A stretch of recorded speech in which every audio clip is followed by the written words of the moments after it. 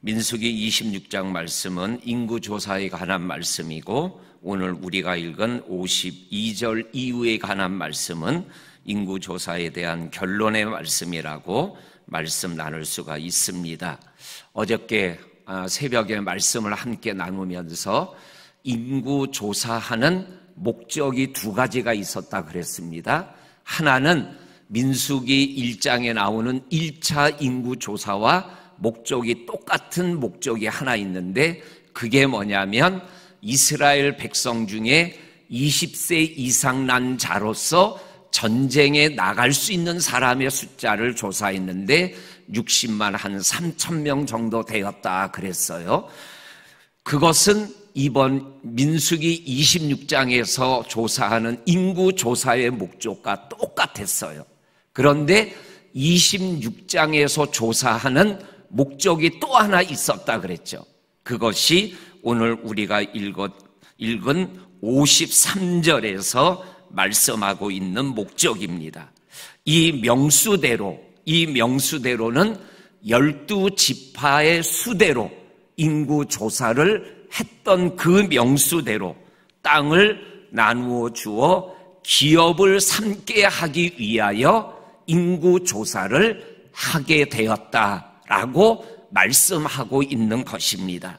다시 말하면 아직은 가나안 땅에 있는 땅이 이스라엘 백성의 손에 들어오지는 않았지만 하나님의 약속대로 하나님의 주시는 젖과 꿀이 흐르는 땅을 하나님이 주셨을 때 12지파에게 이거는 너희 거다, 이 몫은 너희 거다라고 나누어 주기 위하여 인구조사를 했다라는 것입니다. 이것을 통해서 하나님은 우리에게 분명하게 말씀합니다. 하나님의 사람으로, 하나님의 백성으로 계수된 자들에게 하나님이 주시는 기업이 있고 축복이 있음을 우리들에게 분명하게 말씀하여 주고 계십니다.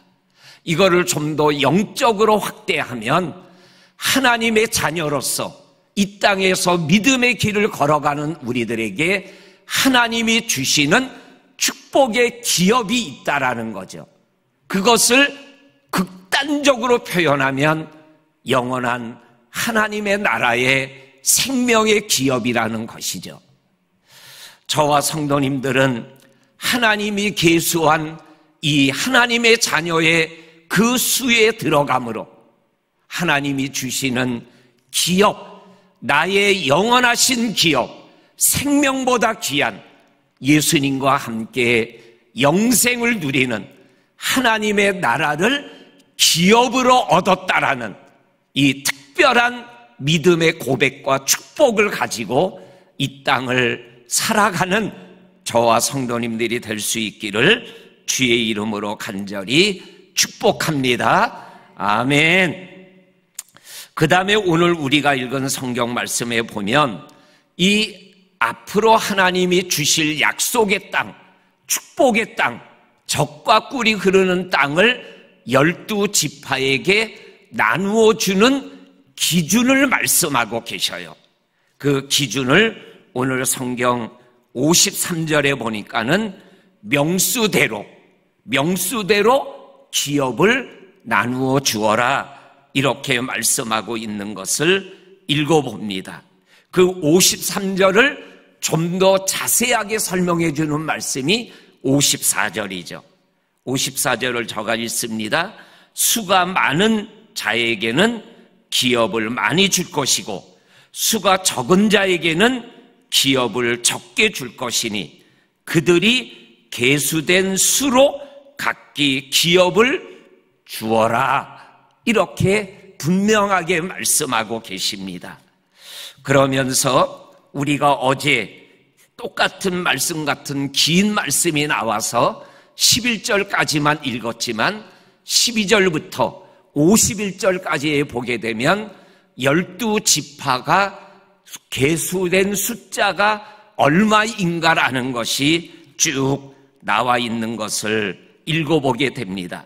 루벤 지파는 43,730명, 시므온 지파는 22,100명, 갓 지파는 45,500명, 유다 지파는 76,500명, 이사갈 지파는 43,000명, 스불론 지파는 65,000명, 65,000명, 므낫세 지파는 52,700명, 에브라임 지파는 32,500명, 베냐민 지파는 45,600명, 단 지파는 64,400명, 아셀 지파는 53,400명, 그리고 납달리 지파는 45,400명의 숫자가 계수가 되었습니다.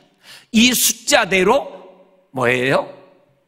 가나안 땅의 기업을 분배했다라는 것입니다. 그런데 이 숫자를 보게 되면 제일 숫자가 적은 지파가 시므이 지파예요. 22,100명이에요. 그런데 민수기 1장에서 조사했던 숫자는 47,600명이었어요. 그러면은 거의 2만 명 이상이 숫자가 확 줄었어요. 왜 그랬을까요? 그저께 우리가 함께 나누었던 말씀. 고수비라는 여자와 함께 음란과 영적 죄를 지었던 대표적인 사람이 시므리라 그랬죠. 그 시므리가 시므온 지파의 족장이었다라고 기록해요. 그리고 그 사람으로 인하여 연병이 일어나 24,000명이 연병으로 죽었더라 그랬잖아요. 그런데 그 시므리 족장이 앞장서서 영적 음란을 저질렀을 때 시므이 지파 사람들이 많이 참여했을 것이라는 거죠. 그리고 유다 지파는 제일 많은 76,500명으로 계수됐어요. 그런데 민수기 1장에서는 62,000명 정도로 계수되어 있어요.